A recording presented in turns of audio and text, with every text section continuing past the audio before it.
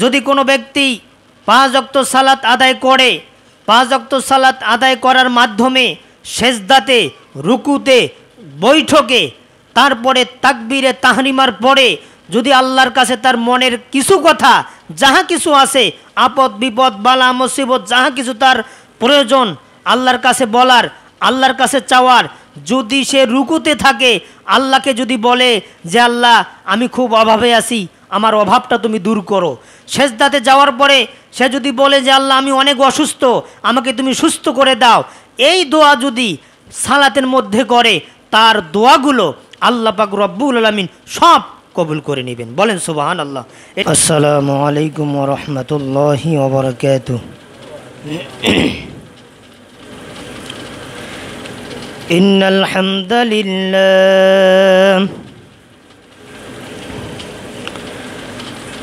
ওয়াসসালাতু ওয়াসসালামু আলা মান লা নাবিয়্যা বা'দা।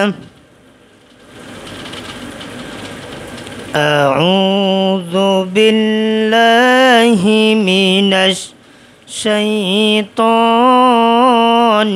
রাজীম। বিসমিল্লাহির রাহমানির রাহিম।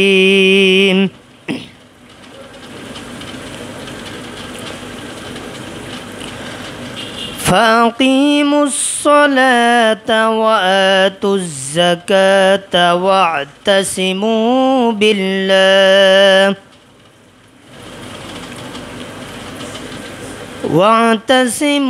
بالله هو مولاكم فنعم المولى ونعم النصير إلى آخر الآية. عن أبي أمامة قال قال رسول الله صلى الله عليه وسلم صلوا خمسكم وصوموا شهركم وأدوا زكاة أموالكم وأطيعوا ذا أمركم تدخلون جنة ربكم. رواه مسند أحمد أو كما قال عليه الصلاة والسلام. الحمد لله. সমস্ত প্রশংসা সেই মহান আল্লাহ সুবহানাহু ওয়া তাআলার দরবারে আদায় করছি, যে মহান মুনিব আজকে আমাদেরকে পবিত্র রবিউল আউয়াল মাসের গুরুত্বপূর্ণ জুমার দিনে আল্লাহ পাক রব্বুল আলামিন আমাদেরকে সুস্থ রেখেছেন। যাবতীয় ব্যস্ততার থেকে আল্লাহ পাক রব্বুল আলামিন ফারেক করে তেনার মোহাব্বতের টানে, তেনার ভালোবাসার টানে পবিত্র রবিউল আউয়াল মাসের গুরুত্বপূর্ণ জুমার দিনে আমাদেরকে হায়াতে তৈয়বা, সিহাতে কুল্লিয়া, যাবতীয় সুস্থতা আল্লাহ পাক আমাদেরকে দান করেছেন। সেই মহান মুনিবের দরবারে আমরা কালিমাতুশ শুকর আদায় করছি। বলেন আলহামদুলিল্লাহ। আকায়ে নামদার দজদারে মদিনা আহমদ মুস্তফা মোহাম্মদ মুস্তফা শাফায়াতের কান্ডার নূরুন আলা নূর সৈয়দুল মুরসালিন সেই রাসূলের শানে সওয়াবের উদ্দেশ্যে, নেকির উদ্দেশ্যে রাসূলের প্রতি দরুদ ও সালাম পড়ছি, বর্ষিত হোক। আমরা সকলে বলছি সাল্লাল্লাহু আলাইহি ওয়াসাল্লাম। তা সম্মানিত উপস্থিতি, আজকে আমি আপনাদের সামনে পবিত্র কোরআনুল কারীম থেকে সূরাতুল হজ সূরা হজ থেকে ৭৮ নম্বর আয়াত আপনাদের সামনে উপস্থাপন করেছি। এর সাথে সাথে মুসনাদে আহমদ, মিশকাতুল মাসাবিহ, দুইটা হাদিসের গ্রন্থ থেকে একটি হাদিস বর্ণিত হয়েছে। এই হাদিসটি আমি চয়ন করলাম মুসনাদে আহমদ থেকে ২১,৬৫৭ নম্বর হাদিস। আল্লাহ পাক রব্বুল আলামিন আমাদের সকলকে যেন আজকের আলোচনা শোনার পরে বাস্তব জীবনে সকলের আমলিয়াত জীবন সঠিকভাবে আল্লাহ পাক রব্বুল আলামিন গড়বার আমল করার তৌফিক যেন দান করেন। আমরা সকলেই মোহাব্বতের সাথে কবুলিয়াতের নিয়তে বলছি আল্লাহুম্মা আমিন। তা সম্মানিত উপস্থিতি, গত জুমায় কথা বলছিলাম কোন বিষয়ের উপরে বলেন তো? মনে আছে আপনাদের? বলেন, চুপ করে থাকবেন না। গত শুক্রবার কোন বিষয়ে কথা বলছি বলেন তো আপনারা? মনে আছে না আপনাদের কারো? আল্লাহ মাসে সালাত, কার উপরে? সালাতের উপরে কথা বলছি। আর আজকে আমি এই সালাতের উপরে বাকি যে গুরুত্বপূর্ণ আলোচনা, কথা, হাদিস, এগুলো আমি আজকের জুমায় আলোচনা করতে চাই। বিমাশিয়াতিল্লাহি তাআলা, বিফাদলিল্লাহ, আল্লাহ পাক যেন আমাকে কোরআন সুন্নাহ ভিত্তিক সঠিক কথাগুলো উপস্থাপন করার তৌফিক যেন দান করেন কামনা করছি। এজন্য প্রশংসা আমি এবং আপনারা সহ আল্লাহর দরবারে সেই প্রশংসা করছি, বলেন আলহামদুলিল্লাহ। সম্মানিত উপস্থিতি, আজকে আরেকটি সূরা থেকে আলোচনা শুরু করতে চাই। আবারও বলছি, সূরা আল হজ। কোন সূরা? সূরা হজ। সূরা হজের ৭৮ নম্বর আয়াত। কত নম্বর আয়াত? ৭৮ নম্বর আয়াত। এই আয়াত থেকে আমি আজকে আপনাদের সামনে কথা বলবো। আর গত জুমায় কথা বলছিলাম সূরা আল মুমিনুন থেকে ১ এবং ২, দুইটা আয়াত থেকে, ১ নম্বর আয়াত, ২ নম্বর আয়াত। আর গত জুমায় মূল যে কথাটা ছিল সেটা হলো যে প্রকৃত সফল কাম মোমেন তারা যারা ভীতির সাথে সওয়াবের উদ্দেশ্যে আল্লাহ পাক রব্বুল আলামিনের ইবাদত তথা ৫ ওয়াক্ত সালাত যারা পড়ে, এরা হচ্ছে সফল কাম মোমেন। বলেন সুবহানাল্লাহ। এটা কিন্তু গত জুমায় ছিল। আর আজকের জুমায় সূরা মুমিনুন থেকে নয়, সূরা হজ থেকে ৭৮ নম্বর আয়াত আল্লাহ পাক কী বলেন একটু দেখেন। এই আয়াত থেকে সরাসরি আলোচনা করতে চাই। আল্লাহ বলেন, ফাকিমুস সালাতা ওয়া আতুজ যাকাতা ওয়া'তাসিমু বিল্লাহ হুয়া মাওলাকুম ফানি'মাল মাওলা ওয়া নি'মান নাসির। বলেন আল্লাহু আকবার। এই বাক্যটা বলতেও কি আপনাদের সমস্যা? বলেন তো, এই যে আল্লাহু আকবার, এটা কত বড় যে একটা কথা, কত বড় একটা বাক্য, কত বড় একটা তাসবিহ, এটা আমরা বলি না। এটা বলতে হবে। চুপ করে কত থাকেন। আর এখনই ভুসির বন্দরে যদি একটা গানালা ওষুধ বিক্রেতা আসে, যদি একটা গানের বাড়ি দিছে, কেউ নাই, এলে হুড় হুড় করে মনে করেন ঘিরি ধরছে, কি যে হয়েছে। ওষুধের দোকানগুলো বসিয়ে আছে সবাই ডিগ্রিধারী, ভালো ভালো ওষুধ, স্কয়ার কোম্পানি, এগমি কোম্পানি, ইবনে সিনা কোম্পানি, জেনারেল কোম্পানি, এত কোম্পানি থাকতে ভুয়া ইউনানি কোন প্রোডাক্ট নিয়ে আসতেছে বলতেছে এটা 100% গ্যারান্টি। একজন তালি ছাড়া ওষুধ বিক্রি না করে। তা কি অবস্থা আমাদের? আল্লাহর নাম শোনার পরে যদি আমরা তাকবীরটা না দেই তাহলে আমাদের গুনাহ হবে। কি হবে বলেন তো? গুনাহ হবে। এজন্য আয়াত শেষ করার সাথে সাথে যদি বলা হয় বলেন সুবহানাল্লাহ, সুবহানাল্লাহ বলতে হবে, আল্লাহু আকবার, আল্লাহু আকবার বলতে হবে। এগুলো বললে এই শরীরের যত ব্যারাম, সব ব্যারামগুলো আল্লাহ পাক দূর করে দিবেন। বলেন সুবহানাল্লাহ। এজন্য পবিত্র কোরআনুল কারীম যারা হাফেজ আছে তারা বুঝবেন, আল্লাহ বলতেছে ওয়ারাব্বাকা ফাকাব্বির, তোমরা আল্লাহর নামে তাকবীর দাও। যখন কোনো আয়াত তেলাওয়াত করা হয়, কোনো আল্লাহর প্রশংসা করা হয়, এই তাকবীরটা তোমরা দিবে। দিলে কি হবে? ফাকাব্বির, আল্লাহর প্রশংসা আদায় হবে, এর পাশাপাশি জীবনের যত সগীরা গুনাহ সব মাফ হবে। বলেন সুবহানাল্লাহ।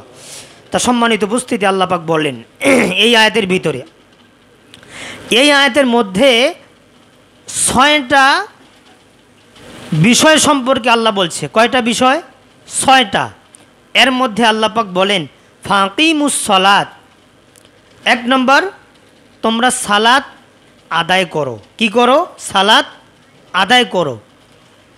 এই যে আল্লাহ বললেন সালাত আদায় করো,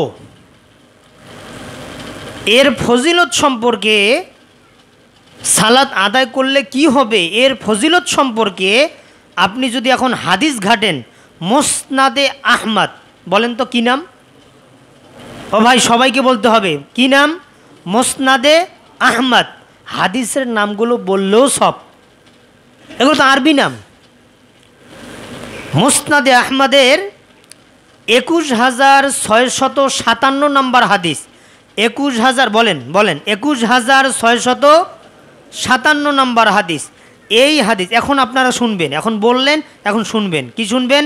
দেখেন আল্লাহ পাক তিনি রাসূলের মাধ্যমে কি বলাচ্ছেন এর ফজিলত সম্পর্কে হাদিসে।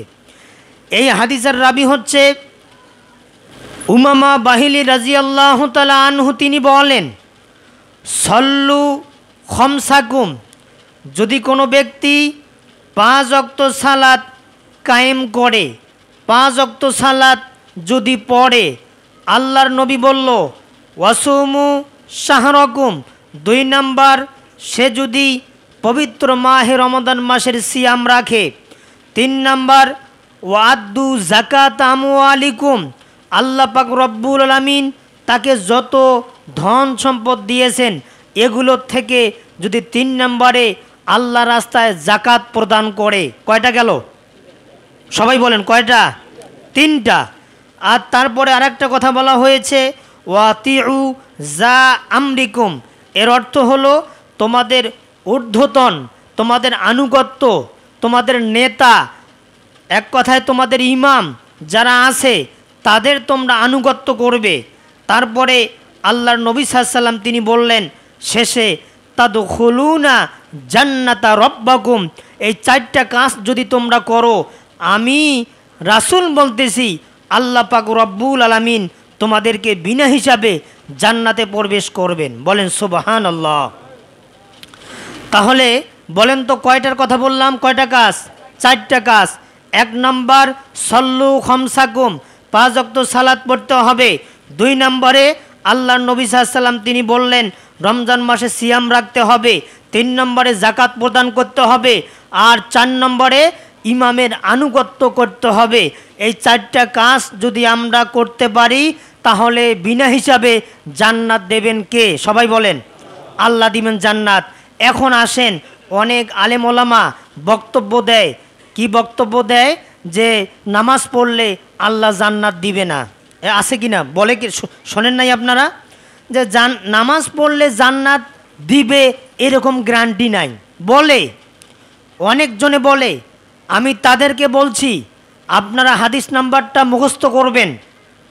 মুসনাদে আহমদ, আবারও বলছি 21,657 নম্বর হাদিস।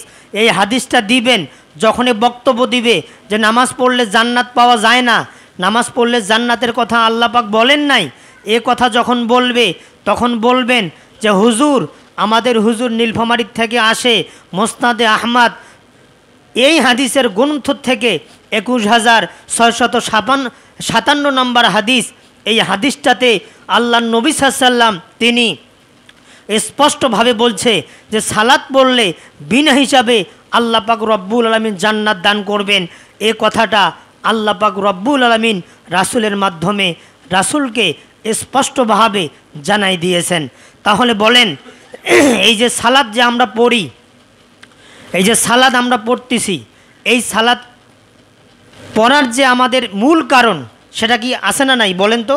আমাদের মূল কারণ হচ্ছে আল্লাহর সন্তুষ্টি, বিনা হিসাবে জান্নাত। কি বলবেন না সুবহানাল্লাহ? বিনা হিসাবে জান্নাত। আর সালাত পড়লে জান্নাত আল্লাহ পাক দেবেন, এই কথাটা স্পষ্ট। এই হাদিসের মধ্যে আল্লাহর নবী সাল্লাল্লাহু আলাইহি ওয়াসাল্লাম তিনি বললেন সল্লু খামসাকুম। আবার হাদিসটা বলছি যে যারা 5 ওয়াক্ত সালাত পড়বে, কি এখন দলিলটা পাওয়া গেল না যে নামাজ পড়লে জান্নাত দেবেন? 1 নম্বর 5 ওয়াক্ত সালাত যারা পড়বে নিয়মিত, 2 নম্বরে রমজান মাসের সিয়াম রাখবে, 3 নম্বরে যাকাত দিবে, 4 নম্বরে যারা ইমাম আছে তাদের আনুগত্য করতে হবে। এই আনুগত্য যখন তারা করবে, আল্লাহর নবী সাল্লাল্লাহু আলাইহি ওয়াসাল্লাম তিনি বললেন তাদখুলুনা জান্নাত রাব্বাকুম, ওই ব্যক্তিগুলো আল্লাহ পাক রব্বুল আলামিনের জান্নাতে প্রবেশ করবে। বলেন সুবহানাল্লাহ, জান্নাতে প্রবেশ করবে। তারপরে দেখেন, এটা একটা ফজিলত বললাম ওই আয়াতটা থেকে। আর একটা ফজিলত, এই ফজিলতটা আসছে সহিহ বুখারী 528 নম্বর হাদিস। কত নম্বর হাদিস?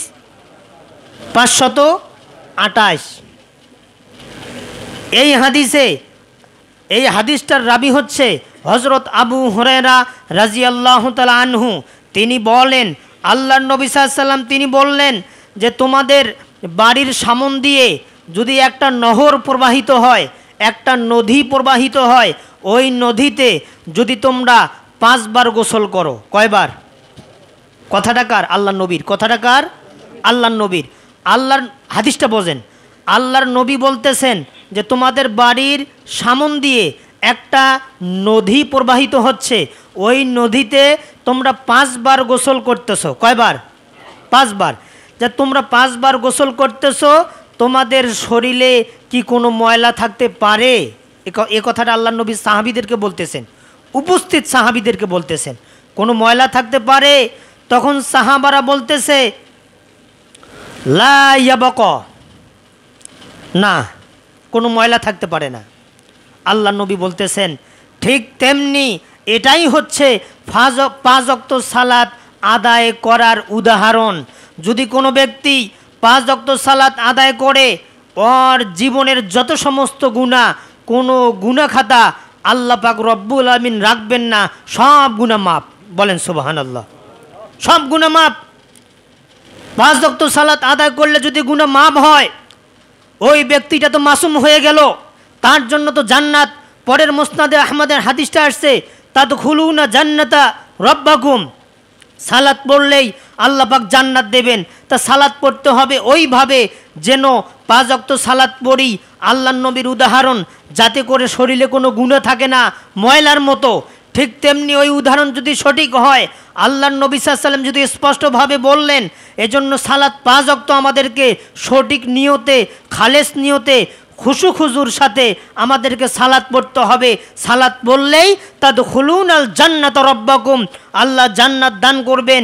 এর সাথে সাথে শরীরের কোনো গুনাহ থাকবে না, সব গুনাহ খাতা আল্লাহ পাক মাফ করে দিবেন। বলেন সুবহানাল্লাহ।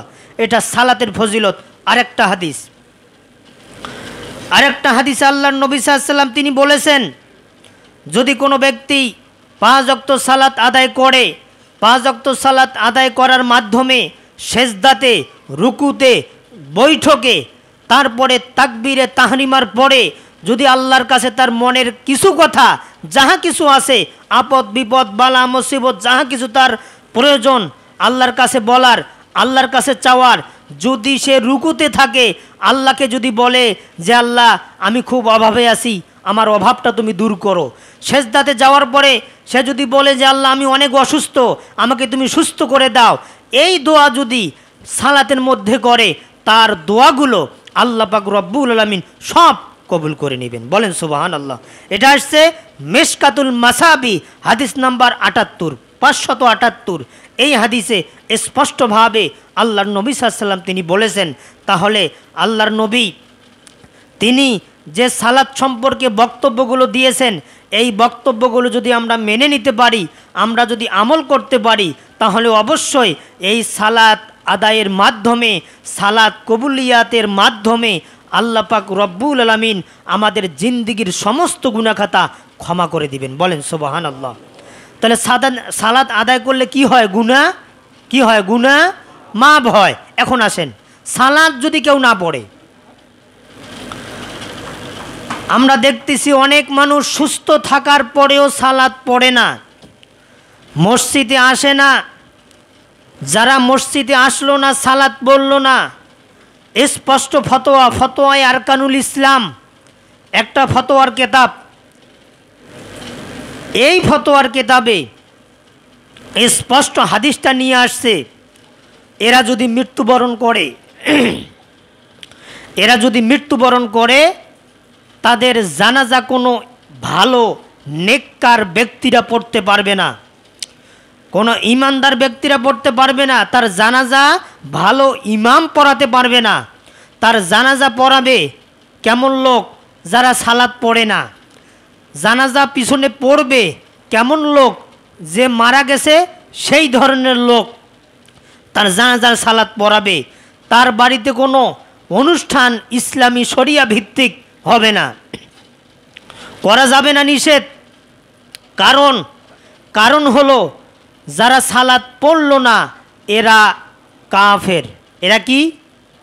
সবাই বলেন, এরা কি? কাফের। যারা ইচ্ছাকৃতভাবে সুস্থ থাকার পরেও সালাত পড়ে না এরা কাফের, আল্লাহর সঙ্গে এরা কুফরি করলো। আল্লাহর নবী বলেন, বাইনাল আব্দু ওয়াবাইনাল কুফরি তারকুস সালাহ। বাইনাল আব্দি আল্লাহর বান্দা, ওয়াবাইনাল কুফরি তারকুস সালাহ, এবং যারা কুফরি করে, যারা কাফের, এদের মধ্যে পার্থক্য হলো সালাত তরক করা, সালাত ছেড়ে দেওয়া। যারা সালাত ছেড়ে দিবে এরা কাফের। এরা কি বলেন তো? কাফের। আর যারা সালাত পড়বে এরা আল্লাহর নবীর ভাষায় তিনি বলছেন যে বাইনাল আব্দু, এরাই হচ্ছে আল্লাহর নেক বান্দা, এরাই নেক বান্দা। তাহলে সালাত ছেড়ে দেওয়া যাবে না। যারা সালাত ছেড়ে দিবে এরা আল্লাহর বান্দা নয়, নেককার আল্লাহর বান্দা নয়, এরা কাফের। আর এই সালাতটা পড়তে হবে, আবারও আজকে বলছি, কার পদ্ধতিতে? মাহমুদুল হাসানের পদ্ধতিতে। হ্যাঁ বলেন, মাহমুদুল হাসানের পদ্ধতিতে, ইমাম আবু হানিফা রাহিমাহুল্লাহ তেনার পদ্ধতিতে, ইমাম বুখারী রাহিমাহুল্লাহ তেনার পদ্ধতিতে, ইমাম শাফির পদ্ধতিতে, কারো পদ্ধতিতে না। এই সালাত পড়তে হবে আল্লাহর নবীর পদ্ধতিতে। কার পদ্ধতিতে? আল্লাহর নবীর পদ্ধতিতে সালাত পড়তে হবে। আর আজকে আমরা সালাত পড়ি, সালাতের মধ্যে কোনো মনোযোগ নাই। ইমাম সাহেব চলে গেছে সেজদায়, আর মুক্তাদি রুকুতে পড়ে আছে, ঘুম ধরছে, আর একজন ফির ট্যাবলায় তানাত করে ওঠে, কি ব্যাপার? ও সবাই সেজদায়। আবার দেখা যায় প্রথম সেজদায় চলে গেল মুক্তাদি, দ্বিতীয় সেজদা থেকে উঠে গেল একেবারেই দ্বিতীয় রাকাতে, ওই ব্যক্তি সেজদাতেই পড়ে আছে, ঘুম আসছে। এখন আর একজন কি করে? হাত দিয়ে একটা ট্যাবলা দিল, ট্যাবলা গ্রাম্য ভাষায় ট্যাবলা দিল, সে টের পাইল, তাড়াত করে টের পাইল, কি বাবা? সেজদায়। সবাই দাঁড়িয়ে, আবার দাঁড়িয়ে সালাত পড়তেছে।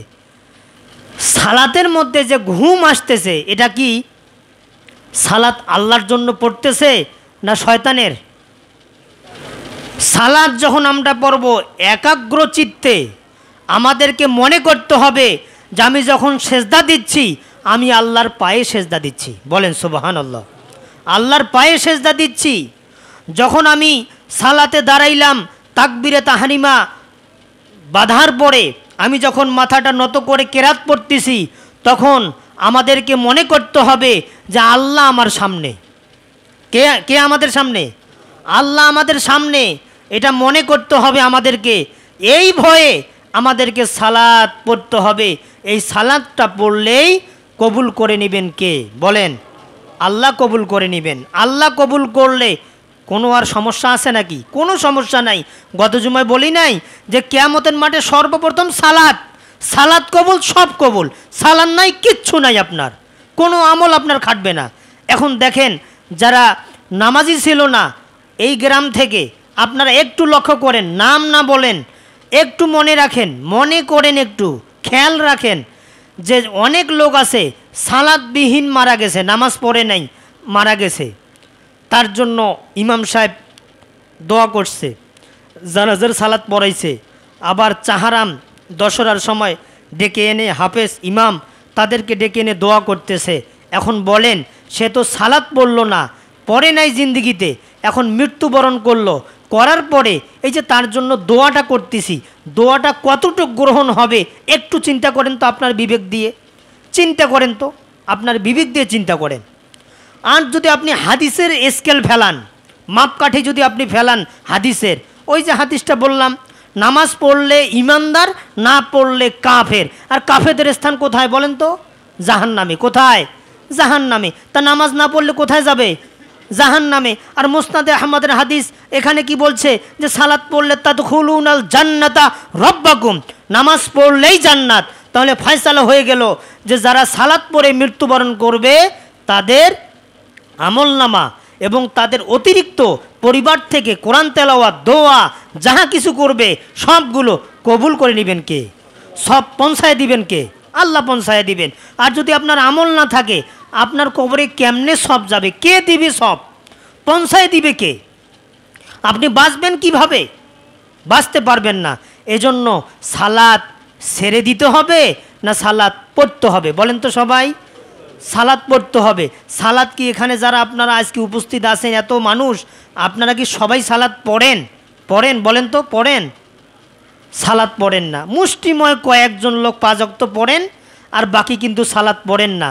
এখন এই যে এতক্ষণ ধরে কথাগুলো আমি আপনাদের সামনে বুঝাইলাম যে সালাত যদি আপনি না পড়েন, মৃত্যুর পরে আমরা রেখে আসব আপনার জন্য শাস্তি শুরু।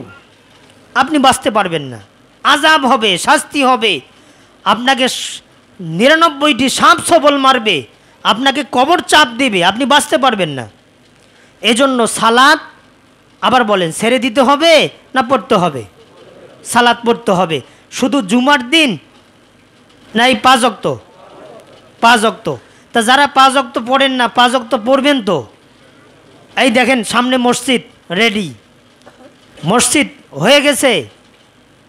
এখন আমরা সালাত পড়ব, এই যে তৈরি করে গেলাম, আমরা যদি না থাকি, আপনারা যদি না থাকেন, সালাত পড়ে আপনি কবরে শুয়ে আছেন, মারা গেছেন, আপনি সদগায়ে জারিয়ার নেকি আপনার কবরে অটোমেটিক আল্লাহ পাক পৌঁছায়া দিবেন। বলেন সুবহানাল্লাহ। পৌঁছায়া দিবেন, এটা সদগায়ে জারিয়ার নেকি। আপনারা যত দান করবেন মসজিদে, সব সদগায়ে জারিয়ার নেকি আপনি কবরে শুয়ে শুয়ে পাবেন। আপনি টেরে পাবেন না যে ব্যাপারটা কী রে, কোথার থেকে আমার এই নেকিগুলো চলে আসলো। যখন ক্যামেরা ভিডিও আল্লাহ পাক দেখাবেন যে তুমি মসজিদে 500 টাকা দান করেছো, মসজিদে 100 টাকা দান করেছো, 1 বস্তা সিমেন্ট দিয়েছো, এই সিমেন্টের কারণে মসজিদটা তৈরি হয়ে গেছে, সালাত পড়তেছে মানুষ, দোয়া করতেছে, এই দোয়ার নেকিগুলো তোমার কবরে আমি দিলাম। বলেন সুবহানাল্লাহ। তোমার কবরে দিলাম। তো এই জন্য সালাত পড়তে হবে, ছেড়ে দেওয়া যাবে না। আর এই সালাতের যে পদ্ধতি, আমরা যারা সালাত পড়ি, দেখা যায় সালাতের রুকু, সেজদা, তাকবীরে তাহরিমা এগুলো ঠিক নাই, ঠিক নাই। এগুলো ঠিক রাখতে হবে। সালাতগুলো পরিশুদ্ধভাবে আমাদেরকে পড়তে হবে। যদি আমরা না পড়ি তাহলে আমাদের কোনো আমল আল্লাহ পাক রব্বুল আলামিন কবুল করবেন না। তাহলে গত জুমায় যে বলছিলাম যে সালাতের পূর্ব শর্ত হচ্ছে পবিত্রতা, উজু। আছে না? আছে না? ভাবে করি তাহলে আপনার সালাত কবুল। সালাত কবুল হলে আপনার জীবনের গুনাহ আল্লাহ পাক ক্ষমা করে দেবেন। যদি উজুটা আপনি সঠিকভাবে না করেন, উজু সঠিকভাবে না করলে আপনার সালাত হবে না। দেখেন আল্লাহ পাক রব্বুল আলামিন উযু সম্পর্কে গুরুত্বপূর্ণ একটা আয়াত সূরাতুল মায়েদা। কোন সূরা? সূরা মায়েদা। তা সালাত কবুল করতে গেলে কি লাগবে? উযু। কি লাগবে বলেন? উযু লাগবে। অ্যান্ড উযুটা যদি আপনার সঠিক না হয় তাহলে আপনি যতই সালাত পড়েন, সারা জীবন শেষ করেন, উযুটা যদি আপনি সঠিক নিয়মে করতে না পারেন আপনার সালাত হবে না। আল্লাহ বলেন কি দেখেন সূরা মায়েদা, ইয়া আইয়ুহাল্লাযীনা আমানু ইযা কুমতুম ইলাস সালাতি ফাগসিলু ওয়ুজুহাকুম ওয়া আইদিয়াকুম ইলাল মারাফিকি ওয়ামসাহু বিরুউসিকুম ওয়া আরজুলাকুম ইলাল কাবাইন। বলেন আল্লাহু আকবার। আল্লাহ বলেন ইয়া হরফে নেদা, আল্লাহ ডাকতেছে আইয়ুহাল্লাযীনা আমানু, ওহে তোমরা যারা ঈমান এনেছো, সালাত পড়তেছো, যারা তোমরা সালাত পড়ো, ইয়া আইয়ুহাল্লাযীনা আমানু, তোমরা যারা ঈমান এনেছো, ইযা কুমতুন, যখন তোমরা দাঁড়াবে সালাতে, ফাগসিলু, তোমাদের এই মুখমণ্ডলটা ধৌত করবে, ওয়াইদিয়াকুম, তোমাদের দুই হাত এখান থেকে ধৌত করবে, ইলাল মারাফিকি ওয়ামসাহু, 3 নম্বরে মাথাটা মাসে করবে, ওয়ারজুলাকুম ইলাল কাবাইন, তোমাদের পায়ের গোড়ালি তোমরা ধুবে। এই আয়াত থেকে বোঝা যায় গোসলের উজুর ফরজ কয়টা? সবাই বলেন কয়টা? উজুর ফরজ 4টা। এখনকার নামাজি আমরা যারা আছি যদি বলা যায় যে উজুর ফরজ কয়টা, এখন তো আমি বললাম, এই জন্য টুক করে আপনারাও বলে দেন যে 4টা। কিন্তু এটা এই সংজ্ঞাটা বলার আগে আমাকে বলতে হতো যে বলেন তো উজুর ফরজ কয়টা। দেখা যাইতো যে 3 ভাগের 1 ভাগ জানে, বাকি 2 ভাগ জানে না। যদি বলা যায় গোসলের ফরজ কয়টা, জানে না, অনেকেই জানে না। তাহলে আমরা যে 5 ওয়াক্ত সালাত পড়ি, অনেকে নামাজের বয়স 60 বছর, অনেকে নামাজ পড়ে 30 বছর থেকে, অনেকে নামাজ পড়ে 35 বছর থেকে, কিন্তু উজুর ফরজ কয়টা জানে না। কিন্তু আল্লাহ জানাই দিল ইয়া আইয়ুহাল্লাযীনা আমানু ইযা কুমতুম ইলাস সালাতি ফাগসিলু ওয়ুজুহাকুম ওয়া আইদিয়াকুম ইলাল মারাফিকি ওয়ামসাহু বিরুউসিকুম ওয়া আরজুলাকুম ইলাল কাবাইন। বলেন আল্লাহু আকবার। আল্লাহ বলেন ওহে তোমরা যারা ঈমান এনেছো, তোমাদের জন্য উজুর ফরজ 4টা। কয়টা? সবাই বলেন কয়টা? 4টা। 1 নম্বরে সমস্ত মুখমণ্ডল মাসেহ করা। কি করা? এইটাই, এই মুখমণ্ডল মাসেহ করা বা ধৌত করা। এই আপনি যে মুখমণ্ডলটা ধুবেন কোথার থেকে? এই যে চুলের গোড়া, আমার দিকে তাকান আপনারা, সবাই তাকান। এই যে চুলের গোড়া, এই দাড়ির শেষ প্রান্ত, থুতুনি, 2 কানের লতি, এটাকে বলা হয় কোরআনিক ভাষায় ফাগসিলু, বহুবচন। ফাগসিলু, তোমরা ধৌত করো। তাহলে 1 নম্বর সমস্ত মুখমণ্ডল কি করা? ধৌত করা, এটা উজুর ফরজ। তারপরে 2 নম্বরে হচ্ছে 2 হাতের কুনি সহ ধৌত করা। 3 নম্বরে মাথা মাসে করা। 4 নম্বরে 2 পায়ের গোড়ালি সহ ধৌত করা। তা আল্লাহ এই কথাটাই বলতেছে যে যখন তোমরা সালাতে দাঁড়াবে তোমরা পবিত্রতা অর্জন করবে। পবিত্রতা অর্জন করতে গেলে 4টা ফরজ তোমাদেরকে ফলো করতে হবে, তোমাদেরকে দেখতে হবে। 1 নম্বর হলো ফাগসিলু, তোমরা মুখমণ্ডল ধৌত করবে। আর ওয়াইদিয়াকুম, তোমাদের হাত 2টা ধোবে। আর ওয়ামসাহু বিরুউসিকুম, ওয়ামসাহু, তোমরা মাথাটা, এই মাথা, রাসুন, এই মাথার আরবি কি বলেন তো? এই যারা আলেম আসেন নাকি? মাথার আরবি কি? রাসুন। মাথার আরবি কি? রাসুন। রাসুন মানে হচ্ছে মাথা। এই মাথাটা আল্লাহ পাক এই আয়াতে তিনি দিলেন যে ওয়ামসাহু বিরুউসিকুম, বিরুউসিকুম, এর এক বচনে রাসুন, তারপরে এর বহু বচনে বিরুসিকুম, মানে মাথা, তোমাদের মাথাটা যারা তোমরা সালাত পড়বে তোমাদের মাথাটা তোমরা মাসে করবে, ওয়ামসাহু মাসে করা, ওয়ার জুলাকুম ইলাল কাবাইন, তোমাদের 4 নম্বরে পাটা তোমরা ধোবে। এখন যদি আপনারা প্রশ্ন করেন যে হুজুর, উজুর ফরজ তো 4টা, সমস্ত মুখমণ্ডল ধৌত করা, 2 হাতের কনুই সহ ধৌত করা, মাথা মাসে করা 4 নম্বরে, 2 পায়ের গোড়ালি সহ ধৌত করা, এই 4টা আল্লাহ তো বললেন 4টা। তো এখন বাকিগুলো যে আমরা করি, বাকিগুলা কি? বাকিগুলো হচ্ছে সুন্নাহ, সুন্নত। এই যে এই কবজি পর্যন্ত হাত ধুই, সুন্নত।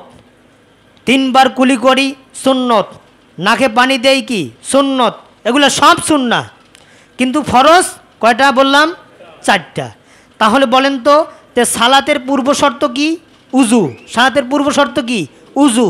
যদি উজু না হয় সালাত হবে? সালাত হবে না।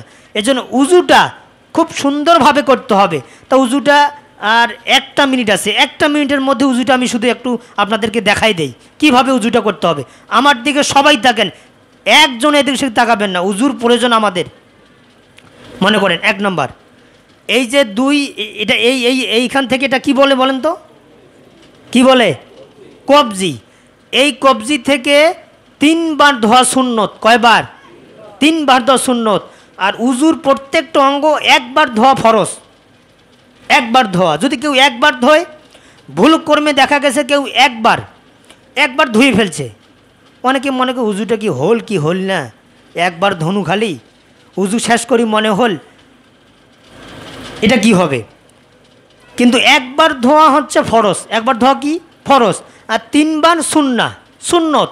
আপনি এখান থেকে ধুইলেন 3 বার, ধোয়ার পরে আপনি মুখে পানি দিয়ে গড় করে কুলি করলেন 3 বার, নাকে নরম জায়গা পর্যন্ত পানি পৌঁছায় দিলেন 3 বার। দেওয়ার পরে এই চুলের গোড়ালি, কপালের গোড়ালি, এখানে থুতনি, 2 কানের লতি, এখান থেকে পর্যন্ত এটা ভালোভাবে ধুইতে হবে। এখন এখানে একটা প্রশ্ন, অনেকের দাড়ি ঘন, কি করবে? এই ফাঁকা জায়গাগুলো ধোয়ার পরে 1 চিমটি পানি এভাবে হাতে নিয়ে দাড়িতে এইভাবে দিতে হবে, এইভাবে, বাস হয়ে গেল। তার দাড়ি ঘন, এই পদ্ধতি এটা আর একটা হাদিস। ধোয়ার পরে তারপর কি করতে হবে? 2 হাত এই কুনি পর্যন্ত ধুইতে হবে 3 বার। মাথা মাসে করবেন। এখন একজন জানা, এই মাদ্রাসার ছাত্র একজন আমাকে মাথা মাসেটা দেখাই দাও তো, কিভাবে মাথা মাসে করো দেখা দাও বাবু, তুমি দেখা দাও তো। টুপি খোলো, কিভাবে মাথাটা মাসে করে? কিভাবে হয় নাই, এই শিখাই নাই। আবার করো তো, আরেকবার। হয় নাই। এই উজু করার সময় যদি মাথাটা মাসা করার আমরা না জানি, না শিখি, এই কি ব্যাপার? মাদ্রাসার ছাত্র, এগুলো তো শেখার দরকার তোমাদের। আমার দিকে তাকান আপনারা সবাই। এই যে দেখেন টুপিটা আটকেছেন, এই যে দেখছেন, এই চুলের গোড়া এই চলবে পিছন, আবার এই পিছন থেকে সামন করার পরে এই 2 কানের হাড়িটা এইভাবে, এই কানে এইভাবে দিতে হবে, এই হাড়িটা উপরে এইভাবে। গর্দান মাসে করা যাবে না। এই গর্দান যে এইভাবে শেষে আমরা মাসে করি না, এটা চলবে না। হাদিস হলো এই সামন থেকে এই পিছন থেকে সামন, তারপরে এই 2 আঙ্গুল দিয়ে তর্জনী, এটা কি বৃদ্ধা, 2টা আঙ্গুল দিয়ে এইভাবে কানের হাড়িটা মুছে নিতে হবে। এটা হলো সঠিক নিয়ম। আর এই শিখে নিবে ভালো করি, জাহাঙ্গীর বলবে হাফেজ সাহেবকে, উজু করা না শিখলে তো সমস্যা, আরও ফির ইমামতি করে। তা যাই হোক, এইভাবে মাথা মাসে করতে হবে। আর শেষে 2 টাকনু পর্যন্ত পানি দিতে হবে, ভালোভাবে ধুইতে হবে 3 বার। আর পায়ের আঙ্গুলগুলো এইভাবে খিলাল করতে হবে, যাতে করে কোনো শুকনা জায়গা না থাকে। কি আমার কথা বুঝতেছেন তো? আজকে এ পর্যন্তই। যাহা কিছু বললাম আপনাদের সামনে সব কথাগুলো আল্লাহ পাক রব্বুল আলামিন আমাদের সকলকে যেন আমল করার তৌফিক যেন দান করেন। আমরা সকলে বলছি আল্লাহুম্মা আমিন। তাহলে আজকে আমি আপনাদের সামনে কথা বললাম সূরা হজ। কোন সূরা? সবাই বলেন কোন সূরা? মানে আওয়াজ হবে সূরা হজ, আয়াত নাম্বার ৭৮। কত নম্বর আয়াত? ৭৮ নম্বর আয়াত। এই আয়াতে আল্লাহ পাক রব্বুল আলামিন যে কথাগুলো বললেন, এই কথাগুলোর একটা পয়েন্ট নিয়ে আমি আপনাদের সামনে কথা বললাম, সেটা হলো ফাকিমুস সালাত। এই সালাত বিষয়ে এই এতক্ষণ ধরে কথা বললাম। আল্লাহ পাক আমাদের সকলকে যেন কবুল করেন। সুবহানাকা লা ইলমা লানা ইল্লা মা আল্লামতানা ইন্নাকা আনতাল আলিমুল হাকিম।